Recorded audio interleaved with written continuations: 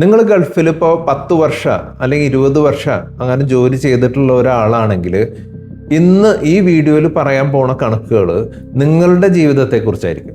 നിങ്ങളുടെ ശമ്പളവും പിന്നെ ഗൾഫിൽ ചെലവഴിച്ച വർഷങ്ങളൊക്കെ അനുസരിച്ചിട്ട് നിങ്ങളുടെ കയ്യിലൂടെ 1 കോടിയോ അല്ലെങ്കിൽ 2 കോടിയൊക്കെ കടന്നു പോയിട്ടുണ്ടാവും ശമ്പളമായിട്ട്. പക്ഷെ ഇപ്പോൾ ബാങ്ക് അക്കൗണ്ട് തുറന്നു നോക്കുമ്പോൾ ചിലപ്പോൾ 40 ലക്ഷം 25 ലക്ഷം അത്രയൊക്കെ ഉണ്ടാവുള്ളൂ. ഇവിടെ ഇപ്പോൾ പ്രശ്നം ചെലവുകളല്ല, പ്രശ്നം മറ്റൊരു കാര്യമാണ്. അത് ഞാൻ വീഡിയോന്റെ അവസാനം ഞാൻ പറഞ്ഞുതരാം. നിങ്ങളുടെ പൈസയൊക്കെ എങ്ങനെയൊക്കെ ചോർന്നു പോയി എന്നുള്ളത് ഞാൻ കൃത്യമായിട്ട് കാണിച്ചു തരാം. അതിനു മുമ്പായിട്ട് നിങ്ങളിപ്പോൾ ഗൾഫിലെത്തിയിട്ട് എത്ര വർഷമായി എന്നുള്ളത് താഴെ കമന്റിലൊന്ന് എഴുതണം. ഒരുപാട് പ്രവാസി കുടുംബങ്ങളുടെ കണക്കുകൾ പരിശോധിക്കാനുള്ള അവസരം എനിക്ക് ഉണ്ടായിട്ടുണ്ട്. അതിനനുസരിച്ചിട്ട് അവർക്ക് പ്ലാനുകൾ സെറ്റ് ചെയ്യാനും എനിക്ക് പറ്റിയിട്ടുണ്ട്. പലരുടെയും കഥകളിൽ ഒരേ സിമിലാരിറ്റിയാണ് ഞാൻ കണ്ടുകൊണ്ടിരിക്കുന്നത്. അതുകൊണ്ടാണ് ഞാൻ ഈ ഒരു വീഡിയോ ചെയ്യാമെന്ന് വിചാരിച്ചത്. ഇന്നാൾ ഒരു ദിവസം ഞങ്ങളുടെ ഓഫീസിൽ ഒരു പ്രവാസി വന്നു. മനോജ് എന്ന പേര്, 48 വയസ്സുണ്ട്. ഇയാളുടെ കയ്യിൽ ഒരു ഫയലുണ്ട് കേട്ടോ. ഫയലിൻ്റെ അകത്ത് നിറച്ച് പേപ്പറുകളാണ്. 20 വർഷമായി ദുബായിൽ പോയിട്ട് ഇനി നാട്ടിലൊന്ന് സെറ്റിൽ ആവാനുള്ള ഉദ്ദേശത്തിലാണ് ആൾ വന്നിട്ടുള്ളത്. ഞാൻ അദ്ദേഹത്തിൻ്റെ ഈ കണക്കുകളൊക്കെ ഒന്ന് മൊത്തം നോക്കിയപ്പോൾ ഇദ്ദേഹത്തിന് വരുമാനമായിട്ട് ഏതാണ്ട് 2 കോടി കൂടുതൽ വരുമാനം വന്നിട്ടുണ്ട്. പക്ഷേ ഇപ്പം ബാങ്ക് ബാലൻസ് നോക്കുമ്പോൾ ആകെ 40 ലക്ഷം ഉണ്ട് കയ്യിൽ. നമുക്ക് മനോജിൻ്റെ 20 വർഷത്തെ പ്രവാസ ജീവിതത്തിന് 3 ഘട്ടങ്ങളായിട്ട് തിരിക്കാം. ആദ്യത്തെ ഘട്ടം വിസ എടുത്ത കടം വീട്ടാനും പിന്നെ നാട്ടിൽ കുറച്ച് സ്ഥലവും മേടിച്ച് ഒരു വീടൊക്കെ പണിതു. എന്നിട്ട് ആദ്യത്തെ 5 വർഷം സമ്പാദിച്ച ഒരു 30 ലക്ഷം രൂപ അതിലേക്കായിട്ട് പോയി. നിക്ഷേപങ്ങൾ 0. രണ്ടാമത്തെ ഘട്ടം, അതിലേക്ക് വേണ്ടിയിട്ട് മനോജിന് ചിലവായത് എന്തൊക്കെയാ? സ്കൂൾ ഫീസ്, കല്യാണങ്ങൾക്ക് സ്വർണം മേടിച്ചു കൊടുക്കൽ ആൾക്കാർക്ക്, നാട്ടിലേക്ക് അയക്കുന്ന പൈസ, എല്ലാ മാസവും നാട്ടിലേക്ക് പൈസ അയക്കണ്ടേ, നാട്ടിലേക്ക് അയക്കുന്ന പൈസ. നാലാമത്തെ, ജീവിത നിലവാരം കൂടി, ശമ്പളം കൂടി ആളുടെ, അപ്പോൾ ജീവിത നിലവാരം കൂടി. അഞ്ചാമത്തെ, കയ്യിൽ കുറച്ച് എക്സ്ട്രാ പൈസ ഉണ്ടായിരുന്നു. അപ്പോൾ എന്ത് ചെയ്തു? നേരെ ഒരു പ്ലോട്ട് മേടിച്ചിട്ടു. എപ്പോഴെങ്കിലും വിൽക്കാമെന്ന് വിചാരിച്ചു. ഞങ്ങൾ കണക്കുകളൊക്കെ നോക്കി ഏതാണ്ട് കഴിഞ്ഞപ്പോൾ മനോജിൻ്റെ മുഖത്ത് ഭയങ്കര വിഷമം. അപ്പോൾ ഞാൻ നോക്കിയപ്പോൾ ആളൊന്നും മിണ്ടണില്ല. എന്നിട്ട് ആള് കുറച്ച് കഴിഞ്ഞപ്പോൾ ചോദിച്ചു, അല്ല സാറേ, എനിക്കിപ്പോൾ റിട്ടയർ ചെയ്യാൻ പറ്റുമോ എന്ന് ചോദിച്ചു. ഞാൻ 10-20 കൊല്ലമല്ല ഗൾഫിൽ വർക്ക് ചെയ്യണത്, പക്ഷേ ഇപ്പോൾ ബാലൻസ് ഇപ്പോൾ ഇത്രയല്ലേ ഉള്ളൂ, അത് വെച്ചിട്ട് എനിക്ക് റിട്ടയർ ചെയ്യാൻ പറ്റുമോ എന്നുള്ളതാണ് ആളുടെ ചോദ്യം. ഞാനപ്പോൾ മനോജിനോട് എന്താ പറഞ്ഞതെന്ന് വെച്ച് കഴിഞ്ഞാൽ, മനോജ് ഇക്കണ്ട ടെൻഷനൊന്നും അനുഭവിക്കേണ്ട ഒരു കാര്യമില്ല. നിങ്ങൾ തോറ്റിട്ടൊന്നുമില്ല. നിങ്ങൾ എന്തൊക്കെ ചെയ്തു എന്ന് വെച്ച് കഴിഞ്ഞാൽ നിങ്ങളുടെ കുടുംബത്തിനോടുള്ള സ്നേഹം കൊണ്ടാണ് ഇക്കണ്ട കാര്യങ്ങൾ മുഴുവൻ നിങ്ങൾ ചെയ്തിട്ടുള്ളത്. പക്ഷെ നിങ്ങൾക്ക് ഒരു പ്ലാൻ ഉണ്ടായിരുന്നില്ല, ഇൻവെസ്റ്റ്മെൻറ്റിനെ പറ്റിയിട്ടൊരു ഐഡിയ ഉണ്ടായിരുന്നില്ല. അതാണ് നിങ്ങൾക്ക് പറ്റിയ ഏറ്റവും വലിയ തെറ്റ്. മനോജിൻ്റെ പണം നഷ്ടപ്പെടുത്തിയത് നമ്മൾ ആരും ശ്രദ്ധിക്കാത്ത 4 കള്ളന്മാരാണ്. അവരെ പറ്റിയിട്ട് ഞാൻ ഇപ്പോൾ പറയാം. അതിലാദ്യത്തെയാണ് റെമിറ്റൻസ് ട്രാപ്പ് എന്ന് പറയും. നിങ്ങൾ എല്ലാ മാസവും നാട്ടിലേക്ക് പൈസ അയച്ചുകൊണ്ടേയിരിക്കുന്നുണ്ട്. അവരെന്താ ചെയ്യാന്ന് വെച്ച് കഴിഞ്ഞാൽ ആ വരുന്ന പൈസ കംപ്ലീറ്റ് അങ്ങോട്ട് ചിലവാക്കി തീർക്കും. അതിലൊരു ചെറിയ പോർഷനെങ്കിലും ഇൻവെസ്റ്റ്മെൻറ്റിലേക്ക് മാറ്റി വെച്ചിരുന്നെങ്കിൽ ഇപ്പോൾ മനോജിന് വലിയൊരു സപ്പോർട്ടായേനത്. രണ്ടാമത്തെ കള്ളൻ എന്താണെന്ന് വെച്ച് കഴിഞ്ഞാൽ ഈ വീടിനോടുള്ളൊരു ഭ്രമം. വീട് അങ്ങോട്ട് അടിപൊളിയാക്കാൻ വേണ്ടിയിട്ട് ഒരു വരുമാനവും തരാത്തൊരു ഇൻവെസ്റ്റ്മെൻറ്റിലേക്ക് ഒരുപാട് പൈസ അങ്ങോട്ട് കൊണ്ടുപോയിട്ട് ലോക്ക് ചെയ്തു. മൂന്നാമത്തെ കള്ളൻ എന്താണെന്ന് വെച്ച് കഴിഞ്ഞാൽ സോഷ്യൽ പ്രഷർ.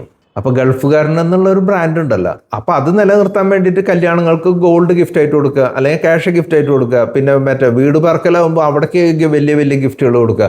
ഇവിടെ അതൊന്നും കുറയ്ക്കാൻ പറ്റില്ല. എന്താ വെച്ചാൽ ബ്രാൻഡ് ഗൾഫുകാരൻ എന്നുള്ളതല്ല ബ്രാൻഡ്. അത് കാരണം അതിനു വേണ്ടി ഒരുപാട് പൈസ അങ്ങോട്ട് ചിലവാക്കി. നാലാമത്തെ കള്ളൻ എന്താണെന്ന് വെച്ച് കഴിഞ്ഞാൽ പ്ലാൻ ഇല്ലാണ്ട് അങ്ങോട്ട് ഒഴുകി പോവുക. അതായത് അടുത്ത വർഷം ഇൻവെസ്റ്റ് ചെയ്യാമെന്ന് വിചാരിച്ചിട്ട് ഇൻവെസ്റ്റ്മെൻറ്റ് ഒരിക്കലും തുടങ്ങുകയില്ല, ചെയ്യുകയില്ല. ഇതിൻ്റെ ഇടയിൽ എനിക്കൊരു ചോദ്യമുണ്ട്.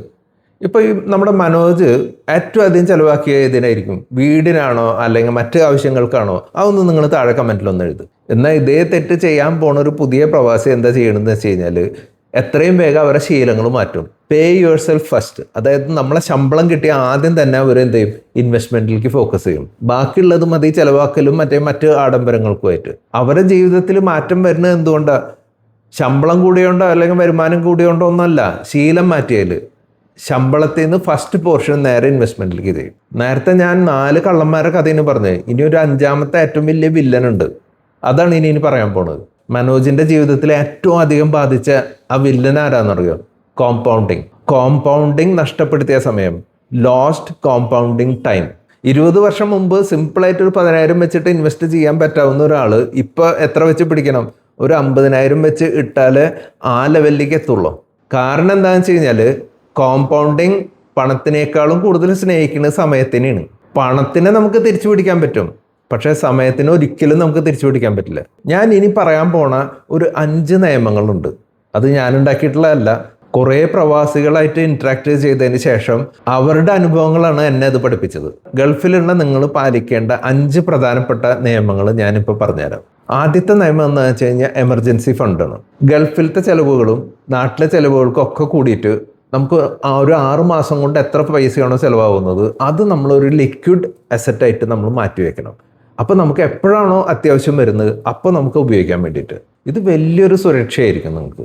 ഇനി രണ്ടാമത്തെ നിയമം ഇൻഷുറൻസ്. നമുക്കൊരു സുരക്ഷ വേണ്ടേ? കുടുംബനാഥന്റെ പേരിൽ, അതായത് വീട്ടിൽ വരുമാനം ആരാ ഉണ്ടാക്കണത് അദ്ദേഹത്തിന്റെ പേരിൽ ഒരു ടേം ഇൻഷുറൻസ് എന്തായാലും വേണം. അത് കൂടാതെ ഒരു ഹെൽത്ത് ഇൻഷുറൻസ് വേണം. നമുക്ക് എന്തെങ്കിലും ഒരു മെഡിക്കൽ എമർജൻസി വന്നു എന്നേക്ക്, അപ്പോൾ അതിനെ കവർ ചെയ്യാൻ വേണ്ടിയിട്ട് നമുക്കൊരു ഹെൽത്ത് ഇൻഷുറൻസ് വേണം. നിങ്ങളുടെ സമ്പാദ്യം മുഴുവൻ ചോർന്ന് പോവാണ്ടിരിക്കാൻ വേണ്ടി ഇത്തരം ഇൻഷുറൻസുകൾ ഭയങ്കര നിർബന്ധമാണ്. മൂന്നാമത്തെ നിയമം എന്താണെന്ന് വെച്ച് കഴിഞ്ഞാൽ ഒരു മന്ത്ലി ഇൻവെസ്റ്റ്മെന്റ് SIP. അപ്പൊ നമുക്ക് ആദ്യം തന്നെ ശമ്പളം കിട്ടിയാൽ നമ്മൾ ഇൻവെസ്റ്റ്മെന്റിലേക്ക് മാറ്റി വെക്കാം, എന്നിട്ട് ബാക്കിയുള്ളത് മാത്രം ചെലവാക്കുക. NRI അക്കൗണ്ട് വഴിക്ക് നിങ്ങൾക്ക് ഇതെല്ലാം സെറ്റ് ചെയ്യാൻ പറ്റും, മാസത്തിൽ എത്ര അടയ്ക്കണം എന്നുള്ളത്. ഇനി നാലാമത്തെ നിയമം എന്താണെന്ന് വെച്ച് കഴിഞ്ഞാൽ റിട്ടയർമെന്റ് കോർപ്പസ്. നമ്മൾ നാട്ടിലേക്ക് എന്നാണോ തിരിച്ചു വരുന്നത് അന്നേക്ക് എത്ര തുക ആവശ്യമുണ്ടെന്നുള്ളത് നമ്മൾ ഇപ്പോഴേ കണ്ടറിഞ്ഞിട്ട് നിക്ഷേപിക്കാൻ തുടങ്ങുക. നിങ്ങളുടെ ലക്ഷ്യത്തിനനുസരിച്ച് ഒരു കോർപ്പസ് രൂപപ്പെടുത്താൻ ഇത് സഹായിക്കും. ശരിക്കുള്ള അതിൻ്റെ ഫലം നിക്ഷേപ കാലാവധി, പിന്നെ മാർക്കറ്റിന്റെ റിസ്ക്, അതിനെല്ലാം ആശ്രയിച്ചിട്ടിരിക്കുക. അഞ്ചാമത്തെ നിയമമാണ് റിട്ടേൺ പ്ലാൻ ടു ഇന്ത്യ. നമ്മൾ എന്ന് നാട്ടിലേക്ക് തിരിച്ചു വരുന്നുള്ളതിനെ പറ്റിയിട്ട് നമുക്കൊരു ഐഡിയ ഉണ്ടാവണം, ഏത് വർഷമാണ് നമ്മൾ തിരിച്ചു വരിക എന്നുള്ളത്. അതിനനുസരിച്ചിട്ട് നമ്മൾ എന്ത് ചെയ്യണം, നമ്മുടെ ഇൻവെസ്റ്റ്മെന്റ്സിനെ ഡൈവേർട്ട് ചെയ്തിട്ട് ആ സമയമാകുമ്പോഴേക്കും നമുക്ക് ഒരു പാസീവ് ഇൻകം പോലെ, നമ്മൾ ജോലി ചെയ്തില്ലെങ്കിലും നമ്മുടെ അക്കൗണ്ടിലേക്ക് പൈസ വരാവുന്ന രീതിയിൽ ഒരു SWP സെറ്റ് ചെയ്യാവുന്ന രീതിയിലായിരിക്കണം നമ്മുടെ ഇൻവെസ്റ്റ്മെന്റ്സ് ഫോക്കസ് ചെയ്യേണ്ടത് ലാസ്റ്റ് ആകുമ്പോഴേക്കും. ഗൾഫിലൊക്കെ ജോലി ചെയ്യുന്നവരെന്ന് വെച്ച് കഴിഞ്ഞാൽ അവിടെ ടാക്സ് ഫ്രീ കൺട്രീസ് ആണ് മിക്കതും. അതിനനുസരിച്ചിട്ടുള്ള പ്ലാനിങ് നടത്തുക. അത് കൂടാണ്ട് എക്സ്ചേഞ്ച് റേറ്റിൻ്റെ ഒരു വ്യത്യാസം ഉണ്ടല്ലോ, അതും കൂടി മനസ്സിലാക്കിയിട്ട് വേണം നമ്മൾ ഇൻവെസ്റ്റ്മെന്റ്സിലേക്ക് എപ്പോഴും ഫോക്കസ് ചെയ്യാൻ വേണ്ടിയിട്ട്. മനോജ് തിരിച്ച് ദുബായിലേക്ക് പോയി, പക്ഷെ അതിൻ്റെ പ്ലാനുകളൊക്കെ മാറ്റി, പഴയ രീതിയിലല്ല. ഇപ്പം എന്തായി, കറക്റ്റായിട്ട് SIP തുടങ്ങിയിട്ടുണ്ട്. പിന്നെ അത് നമ്മൾ പറഞ്ഞതനുസരിച്ചൊരു മാപ്പിംഗ് എല്ലാം നടത്തി, അത് റിട്ടയർമെൻറ്റും മറ്റു കാര്യങ്ങൾക്കൊക്കെ ആയിട്ട് സെപ്പറേറ്റ് ആക്കി ചെയ്തു തുടങ്ങി.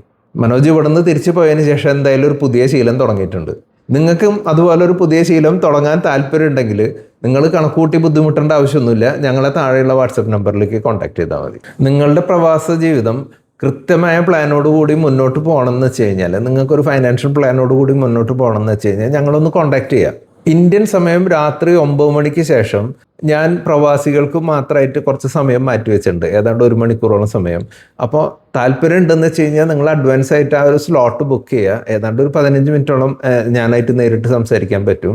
അപ്പോൾ നിങ്ങൾക്ക് വീഡിയോ കോളോ അല്ലെങ്കിൽ ഓഡിയോ കോളോ എന്താ ചെയ്യേണ്ടതെന്ന് വെച്ച് കഴിഞ്ഞാൽ നമുക്ക് നേരിട്ട് സംസാരിക്കാം. അതിനായിട്ട് വാട്സപ്പിൽ ഒരു മെസ്സേജ് അയച്ചാൽ മതി, നമുക്ക് ആ ടൈം സ്ലോട്ട് നിങ്ങൾക്ക് വേണ്ടി മാറ്റി വയ്ക്കാം. അതുപോലെ ഈ വീഡിയോൻ്റെ താഴെ കമൻറ്റിൽ സ്റ്റാർട്ട് എന്ന് പറഞ്ഞിട്ടൊരു കമൻറ്റ് എഴുതൂ. ഈ ഒരു വീഡിയോ കണ്ടിട്ട് നിങ്ങൾക്ക് മോട്ടിവേറ്റഡ് ആയിട്ട് നിങ്ങളുടെ ലൈഫിൽ നിങ്ങളൊരു മാറ്റം വരുത്താൻ തുടങ്ങി എന്നുള്ളത് അറിയാൻ വേണ്ടിയിട്ടാണ്. ഇന്ന് രാത്രി തന്നെ പേപ്പറും പേനയും എടുത്തിട്ട് നിങ്ങളുടെ ജീവിതത്തിലെ ഏറ്റവും പ്രധാനപ്പെട്ട കണക്കുകളൊക്കെ ഒന്ന് കൂട്ടും. ആ കണക്കുകൾക്കൊക്കെ കൃത്യമായൊരു ഉത്തരം കിട്ടുന്ന ദിവസം ഉണ്ടല്ലോ, നിങ്ങളുടെ സാമ്പത്തിക സ്വാതന്ത്ര്യത്തിന്റെ ആദ്യ ദിവസമായിരിക്കും അത്.